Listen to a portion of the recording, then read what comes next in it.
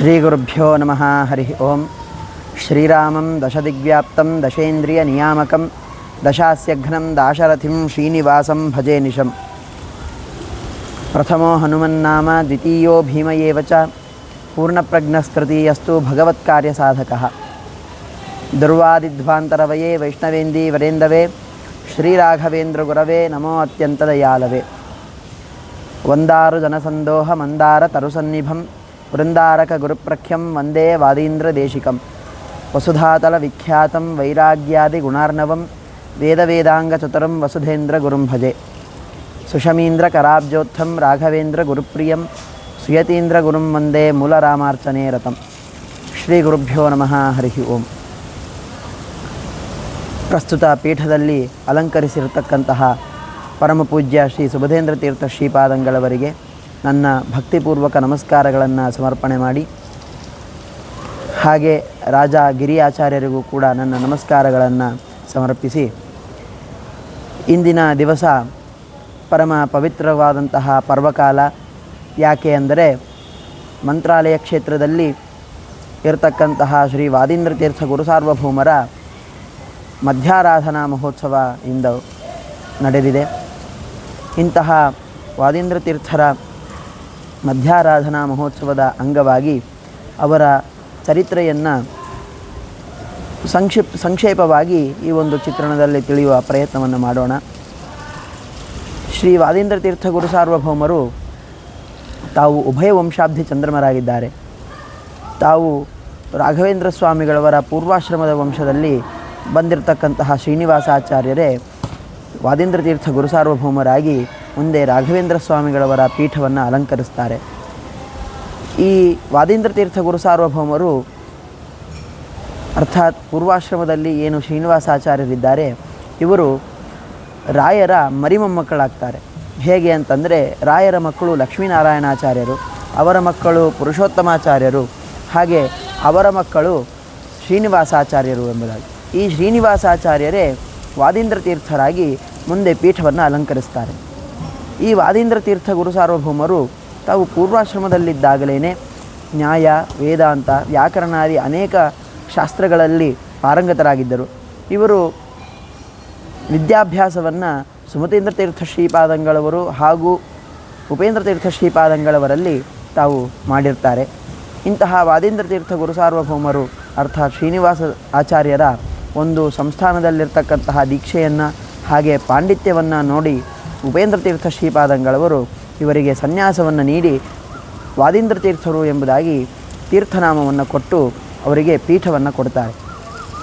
ಈ ವಾದೀಂದ್ರ ತೀರ್ಥ ಗುರುಸಾರ್ವಭೌಮರು 1750ನೇ ಇಸ್ವಿಯವರೆಗೂ ತಾವು ಪೀಠದಲ್ಲಿದ್ದು, ನಂತರ ಪ್ರಮೋದಿನಿ ನಾಮ ಸಂವತ್ಸರದ ಜ್ಯೇಷ್ಠ ಶುದ್ಧ ನವಮಿಯಂದು ವೃಂದಾವನಸ್ಥರಾಗ್ತಾರೆ. ಈ ವಾದೀಂದ್ರ ತೀರ್ಥ ಗುರುಸಾರ್ವಭೌಮರು ಮಠಕ್ಕೆ ಮಾಡಿದಂತಹ ಅಪಾರವಾದ ಕೊಡುಗೆಯನ್ನು ನಾವು ತಿಳಿಯೋಣ.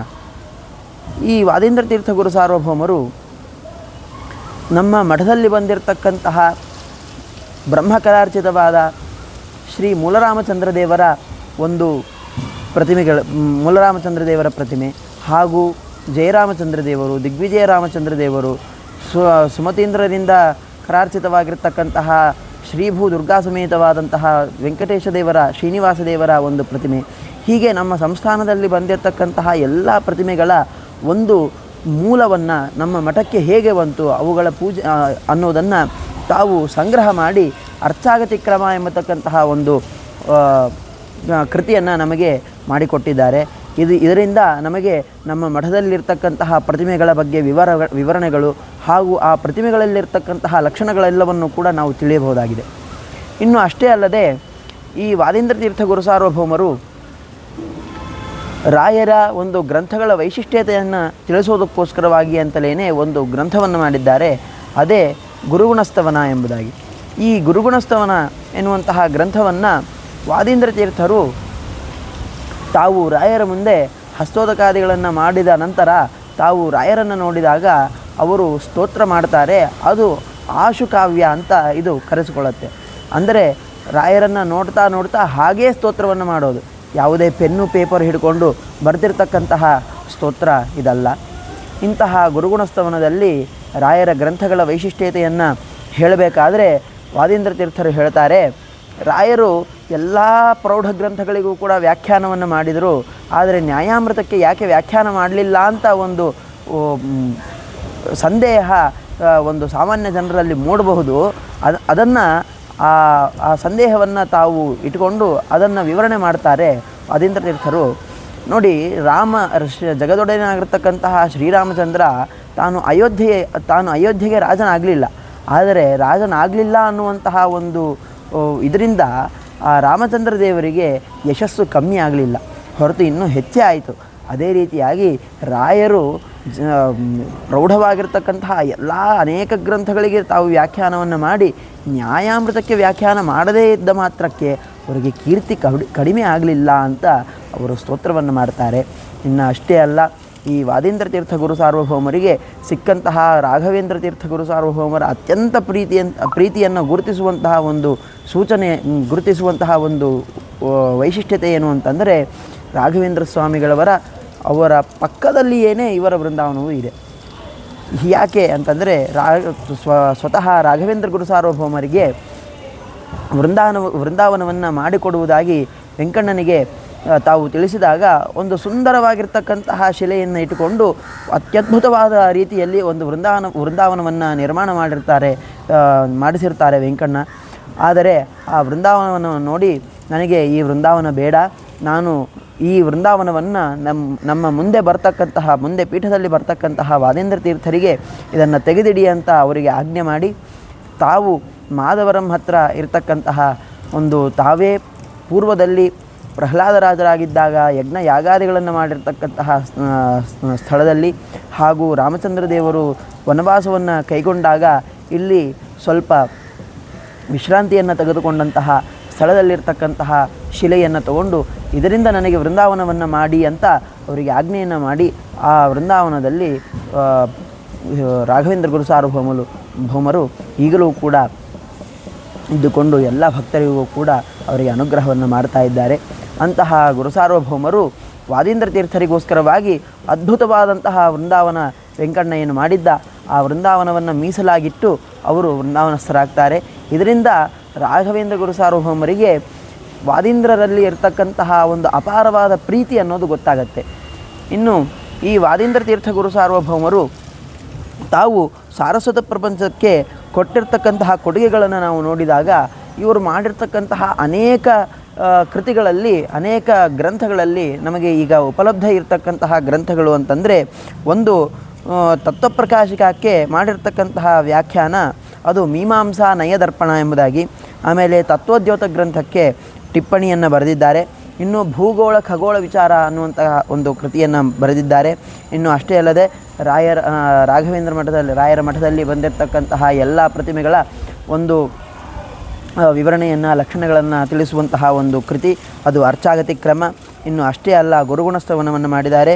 ಇನ್ನು ನವ್ಯ ದುರುಕ್ತಿ ಶಿಕ್ಷಾ ಎಂಬುದಾಗಿ ಇಷ್ಟು ಗ್ರಂಥಗಳ ತಾವು ವಾದೀಂದ್ರ ತೀರ್ಥರು ಮಾಡಿರ್ತಕ್ಕಂತಹ ಅನೇಕ ಗ್ರಂಥಗಳಲ್ಲಿ ಈ ಗ್ರಂಥಗಳ ಉಪಲಬ್ಧಿ ಈಗ ಇವೆ. ಅಷ್ಟೇ ಅಲ್ಲದೆ ಇವರು ಕನ್ನಡ ದಾಸ ಸಾಹಿತ್ಯದಲ್ಲಿಯೂ ಕೂಡ ಅನೇಕ ಹಾಡುಗಳನ್ನು ಬರೆದಿದ್ದಾರೆ. ಹೀಗೆ ವಾದೀಂದ್ರ ತೀರ್ಥ ಗುರು ಸಾರ್ವಭೌಮರು ತಾವು ಕೊನೆಗೆ 1750ನೇ ಇಸವಿಯಲ್ಲಿ ಪ್ರಮೋದಿನಿ ನಾಮ ಸಂವತ್ಸರದ ಜ್ಯೇಷ್ಠ ಶುದ್ಧ ನವಮಿಯಂದು ತಾವು ವೃಂದಾವನಸ್ಥರಾಗ್ತಾರೆ. ತಾವು ಮುಂದೆ ವಸುಧೇಂದ್ರ ತೀರ್ಥ ಗುರು ಸಾರ್ವಭೌಮರು ಮಹಾ ತಪಸ್ವಿಗಳು, ಕಾಂಚನಗಡ ಕ್ಷೇತ್ರದಲ್ಲಿ ಈಗಲೂ ಕೂಡ ಅವರ ವೃಂದಾವನ ಇದೆ. ಅವರನ್ನು ತಾವು ಪೀಠದಲ್ಲಿ ವಿರಾಜಮಾನರನ್ನಾಗಿಸಿ ಅವರು ವೃಂದಾವನಸ್ಥರಾಗ್ತಾರೆ. ಆಗ ವಸುಧೇಂದ್ರ ತೀರ್ಥ ಗುರು ಸಾರ್ವಭೌಮರು ವಾದೀಂದ್ರರನ್ನು ಕುರಿತು ಚರ್ಮಶ್ಲೋಕವನ್ನು ಬರೀತಾರೆ. ವಂದಾರು ಜನಸಂದೋಹ ಮಂದಾರ ತರುಸನ್ನಿಭಂ ವೃಂದಾರಕ ಗುರುಪ್ರಖ್ಯಂ ಒಂದೇ ವಾದೀಂದ್ರ ದೇಶಿಕಂ ಎಂಬುದಾಗಿ. ಇದರ ಅರ್ಥವನ್ನು ನಾವು ಚಿಂತನೆ ಮಾಡೋದಾದರೆ, ನಮಸ್ಕರಿಸುವಂತಹ ಭಕ್ತಿಯಿಂದ ತಲೆಬಾಗಿ ನಮಸ್ಕರಿಸುವಂತಹ ಎಲ್ಲ ಭಕ್ತರಿಗೂ ಕೂಡ, ಎಲ್ಲ ಸಜ್ಜನರಿಗೂ ಕೂಡ ತಾವು ಕಲ್ಪವೃಕ್ಷದಂತೆ ಬೇಡಿದ್ದನ್ನೆಲ್ಲ ಕೊಡುವಂತಹ ಒಬ್ಬ ಯತಿಗಳಾಗಿದ್ದಾರೆ. ಇನ್ನು ಅಷ್ಟೇ ಅಲ್ಲದೆ ಇವರು ಬೃಹಸ್ಪತ್ಯಾಚಾರ್ಯರು, ದೇವಗುರುಗಳು, ಅವರ ಅಂಶ ಸಂಭೂತರು ಅನ್ನೋದನ್ನು ಎತ್ತಿ ಹಿಡಿಯುವಂತೆ ವಸುಧೇಂದ್ರ ತೀರ್ಥ ಶ್ರೀಪಾದಂಗಳವರು ಈ ಚರಮ ಶ್ಲೋಕದಲ್ಲಿ ವೃಂದಾರಕ ಗುರುಪ್ರಖ್ಯಂ ಎಂಬುದಾಗಿ ಅವರಿಗೆ ವಿಶೇಷಣವನ್ನು ಕೊಟ್ಟಿದ್ದಾರೆ. ವೃಂದಾರಕ ಅಂತಂದರೆ ದೇವತೆಗಳು. ಆ ದೇವತೆಗಳಿಗೆ ಗುರುಗಳು ಅಂತಂದರೆ ಬೃಹಸ್ಪತ್ಯಾಚಾರ್ಯರು, ಅವರ ಅಂಶಸಂಭೂತರು ಕೂಡ ಈ ವಾದೀಂದ್ರ ತೀರ್ಥ ಶ್ರೀಪಾದಂಗಳವರಾಗಿದ್ದಾರೆ. ಅಂತಹ ವಾದೀಂದ್ರ ತೀರ್ಥರನ್ನು ಇಂದಿನ ದಿವಸ ಪರ್ವಕಾಲದಂದು, ಅವರ ಆರಾಧನಾ ದಿನದಂದು ಅವರನ್ನು ಸ್ತೋತ್ರ ಹಾಗೂ ಅವರ ಮಾಡಿರ್ತಕ್ಕಂತಹ ಗ್ರಂಥಗಳ ಪಾರಾಯಣ, ಅವರು ಮಾಡಿರ್ತಕ್ಕಂತಹ ಮಠಕ್ಕೆ ಮಾಡಿರ್ತಕ್ಕಂತಹ ಒಂದು ಅಪಾರವಾದ ಕೊಡುಗೆಗಳನ್ನು ಸ್ಮರಣೆ ಮಾಡುವ ಮೂಲಕ ಅವರ ಅನುಗ್ರಹಕ್ಕೆ ಪಾತ್ರರಾಗಬೇಕು ಅಂತ ನಾನು ಕೇಳ್ಕೊಳ್ತಾ ನಮ್ಮ ಎರಡು ವಾಕ್ಯಗಳನ್ನು ನಮ್ಮ ಗುರುಗಳ ಅಂತರ್ಯಾಮಿಯಾಗಿರ್ತಕ್ಕಂತಹ ರಾಘವೇಂದ್ರ ತೀರ್ಥರ ಅಂತರ್ಯಾಮಿಯಾದ ಭಾರತೀಯ ರಮಣ ಮುಖ್ಯ ಪ್ರಾಣಾಂತರ್ಗತ ಶ್ರೀ ಮೂಲರಾಮನಲ್ಲಿ ಸಮರ್ಪಣೆ ಮಾಡ್ತಾ ನಮ್ಮ ಮಾತನ್ನು ಮುಗಿಸ್ತಾ ಇದ್ದೇನೆ. ಶ್ರೀಕೃಷ್ಣ ಅರ್ಪಣಮಸ್ತು.